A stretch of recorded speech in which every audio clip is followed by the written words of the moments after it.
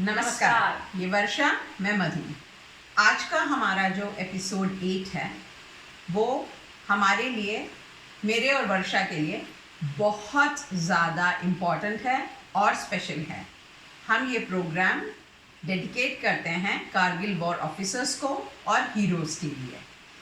26 जुलाई 1999 से आज तक हर साल कारगिल विजय दिवस मनाया जाता है। यस, और इसीलिए हम दोनों करगिल के हीरोज़ को नमन करते हैं।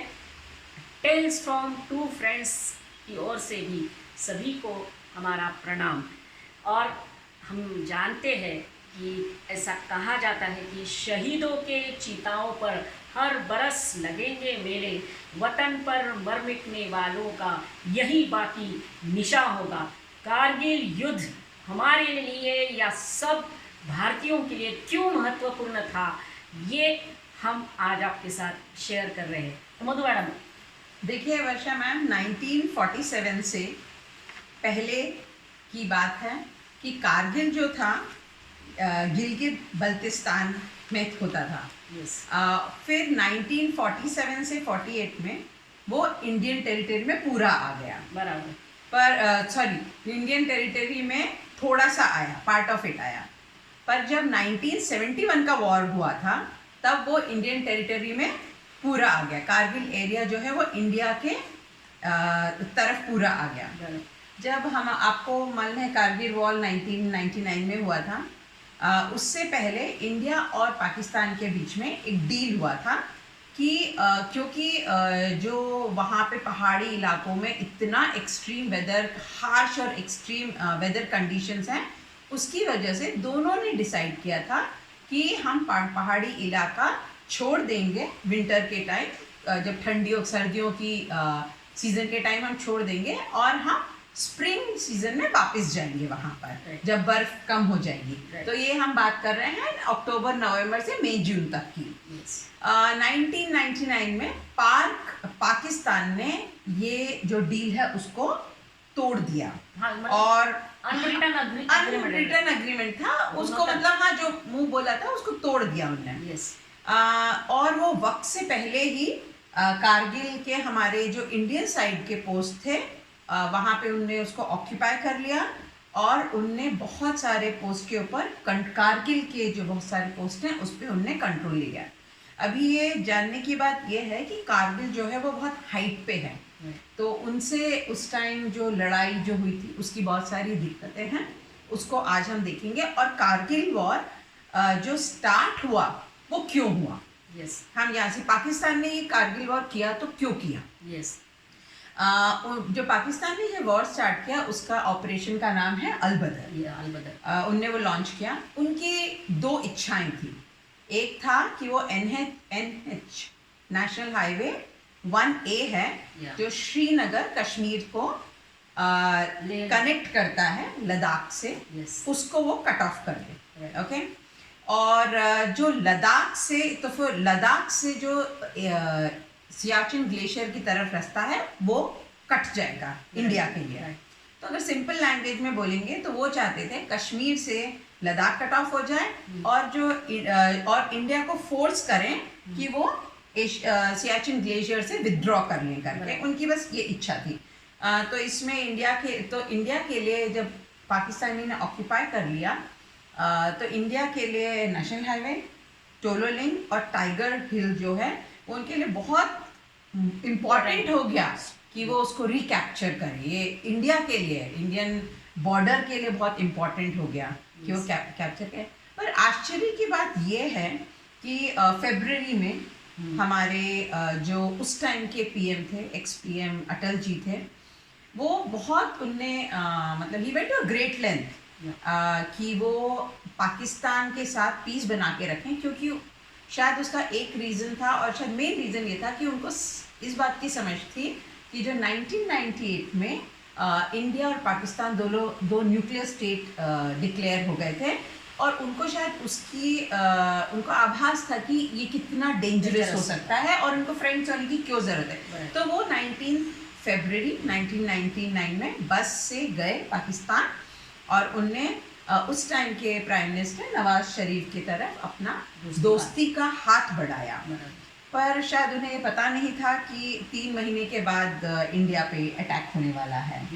तो इसके बारे में आप क्या बोलेंगे? देखो, ये आपने बिल्कुल सही कहा कि ऑपरेशन अलबदर जो है ना, वो 98 में नवंबर से ही स्टार्ट हो गया था। हमें नहीं पता था कि हमारे पीठ पीछे ये लोग क्या कर रहे हैं। जब वाजपेयी जी दोस्ती का पैगाम लेकर गए कि भाई बहुत युद्ध हो चुके हैं, इधर भी सोल्जर्स मरते हैं, उधर भी सोल्जर्स मरते हैं, एक शांति का प्रस्ताव लेकर गए थे। जब वो शांति का प्रस्ताव ले रहे थे ना, तब हमारे पीठ पीछे जो दोस्ती के नाम पर जो खंजर भोंकना होता है, इसका परिणाम जो है वो करगिल वॉर है, राइट। दूसरा ये है कि ये वाजपेयी जी हमेशा की बात में बोलते रहे कि क्योंकि एक बहुत बड़ा विश्वासघात है, जो विश्वास से हम लोग गए वो विश्वासघात हुआ हमारा। और फिर वाजपेयी जी का एक बहुत बड़ा एक फेमस कोट है कि we can change our friends but we can not change our neighbours.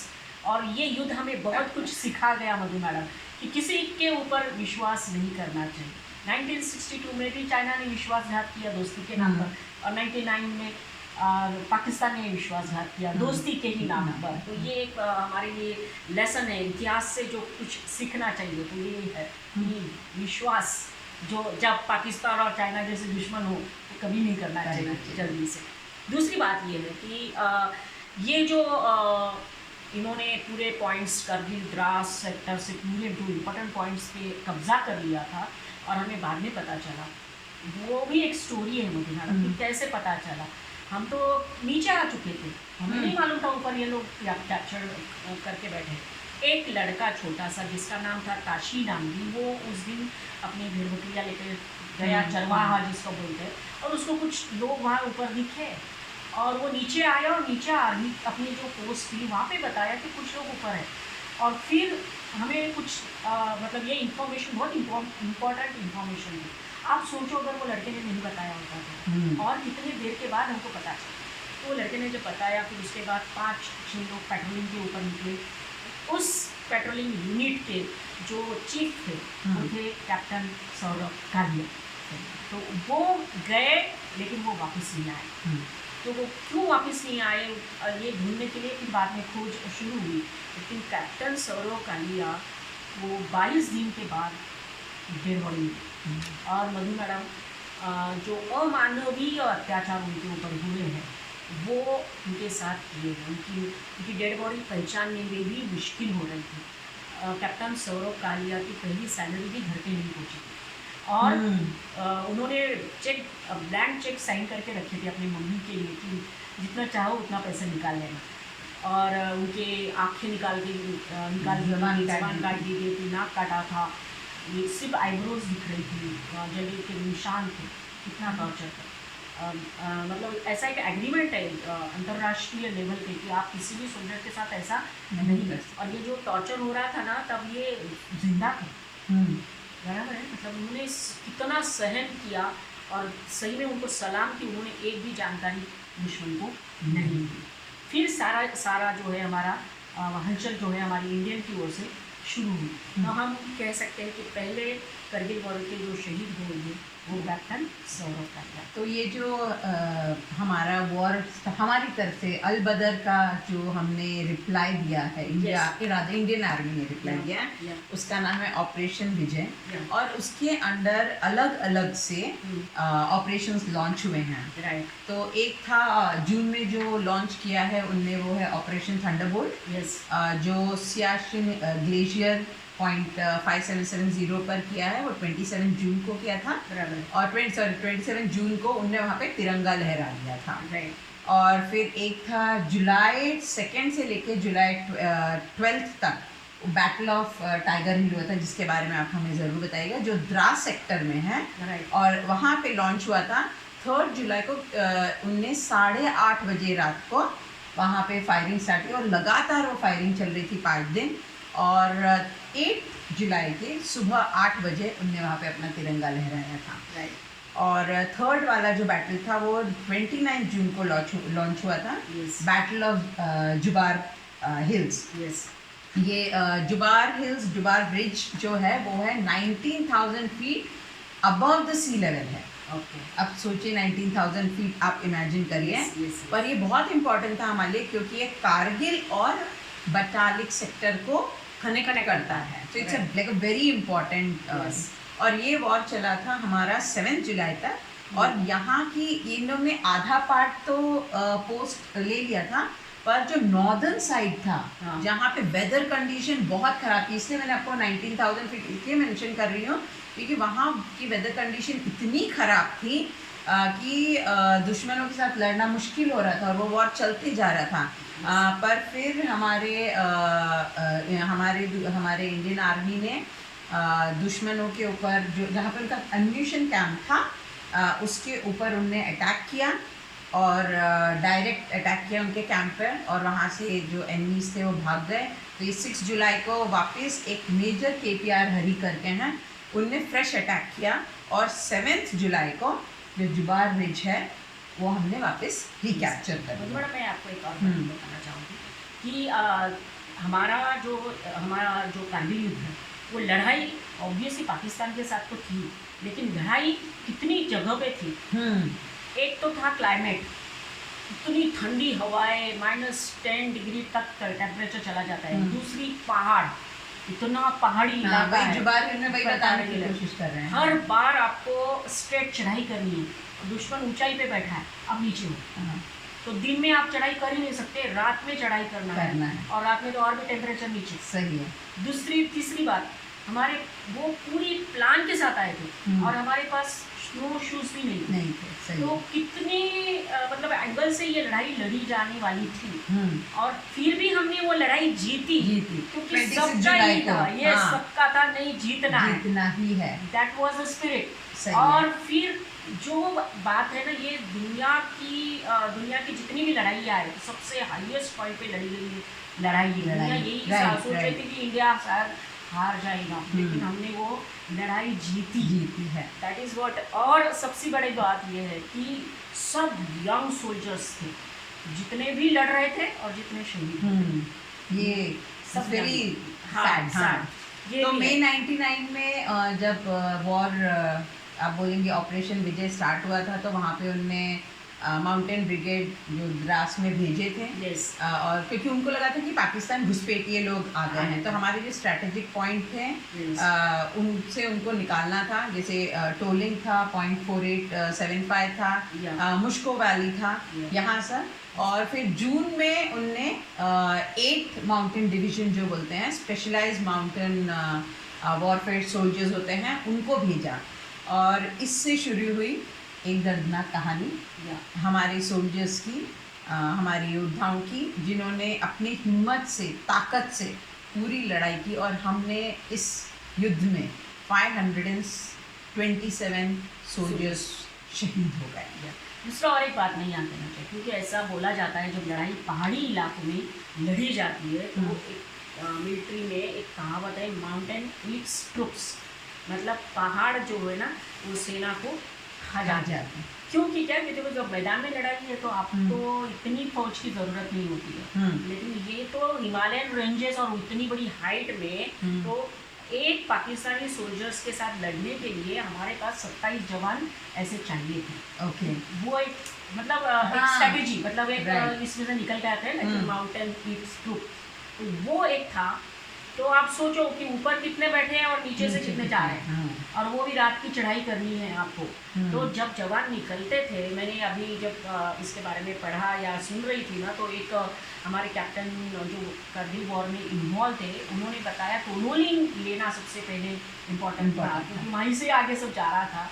तब उन्होंने बोला कि हमने खाने पीने की कोई चिंता नहीं की, हमने बोला कि हमारे बैग में ज़्यादा से ज़्यादा बम और गोलियां डालो, हमें खाने के लिए कुछ नहीं लाई, खाने के लिए रखा, क्योंकि भूखे पेट तो लड़ाई नहीं लड़ी जा सकती ना, वो भी उन्होंने बोला। लेकिन सबसे बड़ी बात उन्होंने ये कही कि हमने बंदूक की गोली मांगी, बम, और ये सारा वजन लेके आपको चढ़ाई करना है, और वो भी इतने ठंडे एटमॉस्फेयर में। तो वो उन्होंने बोला कि हमने जब चढ़ाई शुरू की तो लॉन्ग पे अलग अलग यूनिट्स के साथ, और फिर छिपते छुपाते हुए पास पहुँचे, और फिर पहला टोलोनी पॉइंट पे गए।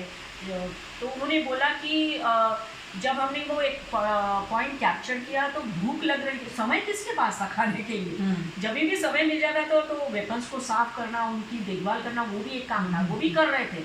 लेकिन उन्होंने बोला कि जब हमने एक पॉइंट टोलोलिंग का ले लिया और जब लगा कि नहीं कुछ खाना चाहिए अभी, तो खाने के लिए कुछ नहीं था, तो सोचा कि अभी क्या किया जाए। तो उनको ऐसा आया दिमाग में, जैसे अभी इधर के साइड में पाकिस्तान थे, इधर के साइड में हम आ गए थे, तो बीच में वैली है। तो उन्होंने सोचा कि पाकिस्तान की जो अभी बंकर्स खाली पड़े हैं उसमें कुछ ना कुछ खाने को जरूर मिलेगा। ओहो।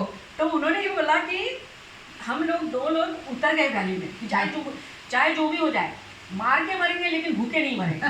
तो वो मन में लेके जब वो नीचे उतरे स्मोक बॉम्ब ये करके स्मोक करके, तो वहाँ जाके उन्होंने देखा कि उनके बंकर्स में हलवा, बिस्किट, काजू, बादाम सब पड़ा हुआ। और सब भर के वो लेके आए सबके लिए और खाना खाया और एक तरह से सेलिब्रेशन किया। किसके साथ? जो हलवा पाकिस्तान लेकर आए थे उनके हलवे के साथ। मतलब ये भी था कि वहाँ आप किस तरह से सोचते हो, एक्शन कैसे लेते हो, हर बार आप वेट नहीं कर सकते। तो ये भी उनमें था कि हमने भूख प्यास सब छोड़ के वो पॉइंट जीता। और इस तरह से भी हमने अपनी भूख मिटाई थी। सही है। तो इंडिया मेंटली भी और आर्मी भी ये वॉर के लिए बिल्कुल प्रिपेयर्ड नहीं था। इंडियन आर्मी को मालूम ही नहीं था कि पाकिस्तानी ऐसे ऑक्यूपाई करेंगे। और आपने जो कैप्टन कालिया के बारे में बताया है, और वो बजरंग पोस्ट पे गए थे द्रास में, और फिर जब उनके बारे में मालूम नहीं पड़ा तो उनके पीछे और भी सोल्जर्स फिर गए थे। पर पाकिस्तानी आर्मी को ये नहीं मालूम था। जैसे आपने एक स्टोरी तो बताई वो शेपर्ड की, वो बटालिक सेक्टर में वो शेपर्ड ने बता दिया कि अरे उसको वो हमारे जो पोस्ट हैं उसके इर्द गिर्द लोग दिख रहे थे। वो बच्चा था तो उसने बताया। पर एक और टिप ऑफ मिला था। अच्छा, वो था टोलोलिंग की तरफ से बिम्बत करके, बिम्बाट, I am not sure about the pronunciation, वहाँ से एक एक्स आर्मी सर्विसमैन ने पाकिस्तानी सोल्जर्स को जाते दिखा। हाँ, तो उनको एक और टिप ऑफ मिल गया, क्योंकि तब तक ये वॉर स्टार्ट हो गया था, तो उनको एक और टिप ऑफ मिल गया। तो जब आपने जैसे बताया, जैसे कैप्टन कालिया हैं, जब उनकी कुछ खबर नहीं थी थोड़े दिन में, तो फिर हमारा ऑपरेशन आप बोलेंगे विजय लॉन्च हुआ। तो ब्रिगेडियर कुशाल ठाकुर वो फिर निकले और बहुत सारा कंफ्यूजन था कि क्या कौन है, मिलिटेंट है, आर्मी, क्योंकि तब तक किसी को कुछ श्योर नहीं था कि आर्मी वाले हैं। फिर इंडिया ने रियलाइज़ किया कि ये तो घुसपैठे नहीं, ये तो पूरी की पूरी आर्मी है। तब उनको फिर धीरे धीरे समझने लगा और बात बहुत बिगड़ने लगी, क्योंकि ये 25 दिन निकल गए थे और हम इतने सारे सोल्जर्स लूज़ कर रहे थे, हमारे सोल्जर्स शहीद हो रहे थे। तब मई 26 को जो ब्रिगेडियर ठाकुर हैं, उनको सीरियसनेस समझी ये वॉर की। उनने फिर रिक्वेस्ट किया इंडियन एयरफोर्स के गनशिप्स के लिए किया, और वो आए।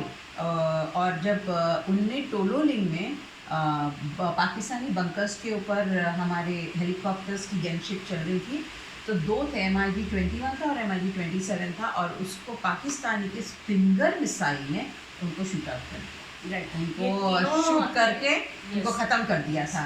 और इसमें हमारे लेफ्टिनेंट फ्लाइट लेफ्टिनेंट नचिकेत थे, वो प्रिजनर ऑफ वॉर बन गए थे। उसके बाद की आप कैप्टन आहूजा की स्टोरी बताएं। तो वो तो अजय आहूजा जो थे, वो उनका भी प्लेन टारगेट हो गया था, तो उसमें शहीद हो गए थे। मधु मैडम, यहाँ ये कारगिल युद्ध में आप बोल सकते हो कि इतना कठिन था कि एयरफोर्स इन्वॉल्व हो गया था, नेवी भी इन्वॉल्व हो गई थी और आर्मी भी थी।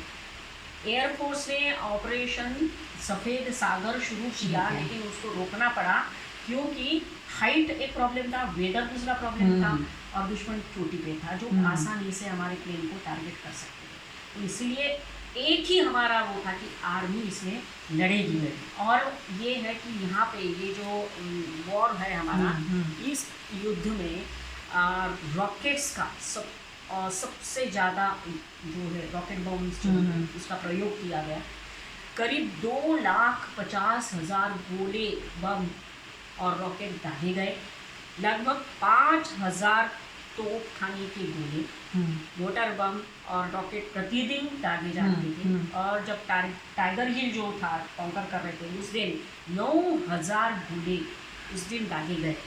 और ऐसा कहा जाता है कि after the second world war ये करगिल युद्ध एकमात्र ऐसा युद्ध था जिसमें दुश्मन सेना पर इतनी बड़ी संख्या में बमबारी की गई। मतलब आप सोचो कि कितना चैलेंजिंग था हमारे लिए। एक और मैं पॉइंट ऐड करना चाहती हूँ, इंडियन एयरफोर्स के लिए आपने जिस बोले बहुत मुश्किल था क्योंकि वेदर वाज वेरी बैड। वो इंडियन एयरफोर्स और इंडियन नेवी दोनों ने इंडियन आर्मी को सपोर्ट किया। और आई थिंक इसके लिए वो जब तीनों मिलके आए तो we were able to win the war, the victory was ours. ये मैंने कहानी सुनी हुई है कि इंडियन नेवी ने जो अरेबियन सी था पाकिस्तान के साइड, उनने वो ब्लॉक कर दिया था और वहाँ से उनका कोई भी मूवमेंट नहीं हो पा रहा था। आई थिंक वो भी एक प्रेशर डालना that was very important. So Indian navy also played it's part. और जैसे आपने बताया कि मुश्किलें बहुत थी और वो रात को ही मूवमेंट कर पा रहे थे क्योंकि सब जो बंकर्स ऑब्जर्वेशन पोस्ट थे पाकिस्तानी से ऊपर के ऑक्यूपाई किए थे। Kargil was at a height, तो उनको सब दिखता था, जितने भी हमारे मूवमेंट्स होते थे दिन में दिखते थे, तो इसके लिए वो लोग रात को जाते थे। और कितनी हम ये बताने की कोशिश करें कितनी कठिन काम था, फिर भी फाइनली हमारी इंडियन आर्मी ने सिचुएशन को कंट्रोल किया अपनी बहादुरी और ताकत से। आर्टलरी जैसे आपने बताया कितने सारे हुए थे, आर्टलरी गन्स थे, बफोर गन्स थे और हाई एल्टीट्यूड के क्लोथिंग और शूज़ उनको मिले उसके बाद, क्योंकि वो प्रिपेयर्ड नहीं थे तो उनके पास ये सब नहीं था। एक और मैं पॉइंट ऐड करूँगी, उससे पहले आप कुछ बोलें। ऐसा माना जाता है जो लद्दाख के लोग होते हैं, जो लद्दाखी होते हैं, उनको एक हफ्ता लगता है क्योंकि उनके बोलते हैं लंग्स नेचुरली बड़े होते हैं, तो उनको कुछ एक हफ्ता लगता है एक्लेमेटाइज होने के लिए। अच्छा। और जो हमारे जो रेगुलर दूसरे जगह से इंडियन आर्मी थे उनको 1 महीना लगता है। वो सीवियर कंडीशन, हम ही जाते हैं तो हमको हमें ही टूरिस्ट की तरह जाने में हमको एक्लेमेटाइज होने के लिए 2 दिन लगता है।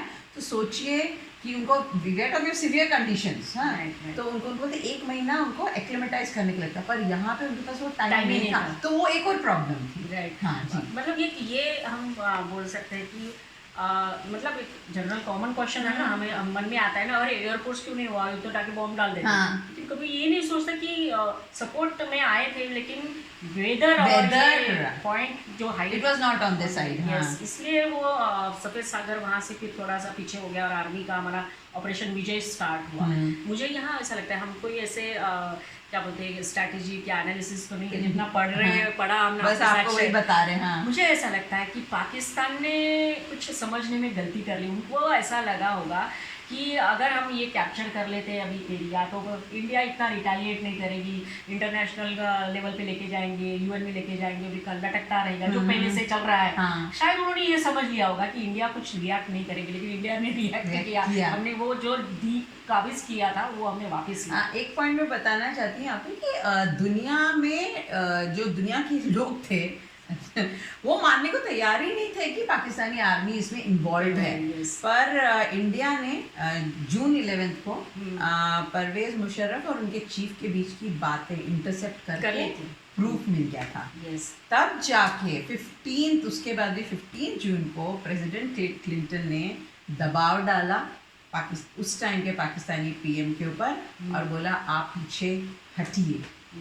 ऐसा वो भी पढ़ा है मैंने। हाँ, तो किया तो तब जाके, और सोचिए वो 15 जून से बात हुई और हम 26 जुलाई को जाके हमने ये विजय दिवस मनाया। ये तो एक्शन की बात है और जो हुआ था, पर उसके बाद की बात भी हम थोड़ी सी करें कि वॉर का इम्पैक्ट क्या होता है। जब कोई भी युद्ध होता है उसमें खून खराबा तो होता ही, बहुत लोग अपनी जान दे देते हैं, पर हमारे दिमाग में एक चीज़, हमारे दिमाग को एक चीज़ याद रहती है कि हमारे बहादुर सैनिकों ने लड़े और बहुतों ने अपनी जान गंवाई सिर्फ इसलिए कि हमारा तिरंगा ऊपर लहराए। इसीलिए वो कैप्टन विक्रम बत्रा का वो कोट दिल मांगे मोर, और उन्होंने बोला था कि मैं वापस ज़रूर आऊँगा, या तो तिरंगा लहरा कर आऊँगा या फिर तिरंगे में लिपट कर आऊँगा, लेकिन मैं वापस ज़रूर आऊँगा। ये था। हाँ, एक और ऐसे कैप्टन विजय थापर की कहानी है। उनने वो लेटर लिखा, वो तो बहुत फेमस है। हाँ, कि मैं जब आपको ये लेटर मिलेगा तो मैं अप्सराओं के साथ बैठा होगा, ऐसा लेटर था वो। पर उनके माँ बाप, उन्हें वो लेटर लिख के गए थे, उनके माँ बाप ने उनको एक लेटर लिखा अच्छा, के बाद, और उनने कहा कि हाँ ये तो बहुत दुख की बात है कि हमने तुम्हें खोया है, पर तुम्हें मालूम नहीं है कि तुमने हमें कितना एक शहीद के माँ बाप होने का एक ऑनर दिया है। So that was one, like you know, जो शहीद हो जाते हैं उनकी फैमिली के 527 फैमिलीज इफेक्ट हो गई हैं, और जो दूसरे हमारे ऑफिसर्स थे वो लोग भी कहीं ना कहीं इफेक्ट हुए होंगे। तो उनकी जो वो लेटर है that is worth reading and we'll share it with you. हम कोशिश करेंगे वो भी लेटर शेयर करें आपके साथ। तो वो एक इम्पैक्ट, मतलब कारगिल युद्ध जो है वो जिसमें से जो 4 परमवीर चक्र हैं, हाँ, 2 पॉस्टमस है और 2 अभी हैं हमारे साथ, और बाद में महावीर चक्र से सम्मानित हुए, जैसे अनुज नैयर है, देन उसके बाद विजयन थापर है, मनोज, बहुत सारे लोग वीर चक्र से सम्मानित किया बहुत सारे सोल्जर्स को। लेकिन ये युद्ध जो है हमने घर बैठे टेलीविज़न पे रोज़ हम देखते थे, और जब देखते थे कि कोई शहीद आ रहा है गांव में, जब जा रहा था पूरा गांव वहाँ पे सब निकल कर आता था। देखो अभी भी गुज़बम्स आ रहे हैं। तो ये जो जज्बा है कि सोल्जर लड़ता किस लिए, इसका सबसे पहला मकसद देते हैं देश सबसे पहले, फिर बाद में अपना यूनिट, और बाद में family. That is what they think about. उनकी रिस्पॉन्सिबिलिटी भी है और हमारी भी रिस्पॉन्सिबिलिटी है देश को सही मायने में रखने की। और वो एक ही रीज़न से हो सकता है कि उनको अपने देश के लिए कितना प्यार है। और प्यार बोलते हैं कि सबसे स्ट्रॉन्गेस्ट फीलिंग है, दुनिया की बोलते सबसे स्ट्रॉन्गेस्ट फीलिंग है जो प्यार है। और हमारे सोल्जर्स ने पहले भी और आज भी अपने देश को प्यार किया है, उसकी इतनी इज्जत की है हमारे कंट्री इंडिया के लिए कि अगर कारगिल हीरोज़ वो हिम्मत नहीं दिखाते, वो जज्बा नहीं दिखाते, तो आज शायद इंडिया का मैप अलग होता और हम वहाँ नहीं होते जहाँ पर हैं। और एक बात मैं बताना चाहूँगी, हमारी भारतीय सेना के लिए नो डाउट हमारी सेना बहुत द बेस्ट में से है, और करगिल युद्ध में हमने वो साबित करके दिखाया। और एक बात जो है कि हमने हमारी नैतिकता और हमारी वैल्यूज़ कभी छोड़ी नहीं। युद्ध के बाद पाकिस्तानी जो सोल्जर्स की डेड बॉडीज़ थी, जो पाकिस्तान नहीं लेके जाना चाहता था, उन डेड बॉडीज़ को पूरे सम्मान के साथ हमने दफनाया। वो नैतिकता हमारी भारतीय सेना को एक बेहतरीन सेना बनाती है, जिसका हमें गर्व होना ही चाहिए। और इसके साथ ही मैं बोलना चाहूँगी कि जो हमारे कारगिल के शहीद हैं वो हर दिन हर पल हमारे दिल में रहेंगे। और इसके लिए 26 जुलाई को हम कारगिल विजय दिवस मनाते हैं कि हम उनको ऑनर कर सकें, उनकी इज्जत में। ये समय जैसे हम बोलते हैं हमेशा कि इतिहास हमें हमेशा सिखाता है, तो कारगिल युद्ध हमें यही सिखाता है कि हमेशा जागरूक रहिए और देखिए कि किस तरह से आपका दुश्मन आपके ऊपर अटैक करने के लिए कभी ना कभी तैयार रहता है। और दैट व्हाट अटल बिहारी वाजपेयी जी ने हमको बहुत बड़ा लेसन दिया है कि बी अलर्ट, कि फ्रेंड्स को बदल सकते हैं लेकिन नेबर्स को नहीं, तो बहुत अलर्ट रहने की ज़रूरत है। इसी के साथ हम आज का प्रोग्राम फिनिश करते हैं। एक कोट है फ्रीडम के बारे में, क्योंकि आज है हमारे पास वो, freedom does not come to us, we have to fight for it. और वही हमारे हीरोज़, हमारे सोल्जर्स करते हैं हमारे लिए। Thank you very much. I hope आपको हमारा प्रोग्राम अच्छा लगा हो, और अगर आपको अच्छा लगा हो तो प्लीज़ शेयर करिए, सब्सक्राइब करिए, और जी हाँ, हमारे वीडियो के नीचे प्लीज़ हमारे लिए कमेंट्स लिखते रहिए, वही हमारे लिए एक बहुत बड़ा सपोर्ट सिस्टम है। इसी के साथ आपको, कारगिल वॉर ऑफिसर्स को और कारगिल हीरोज़ को हमारा नमस्कार। नमस्कार।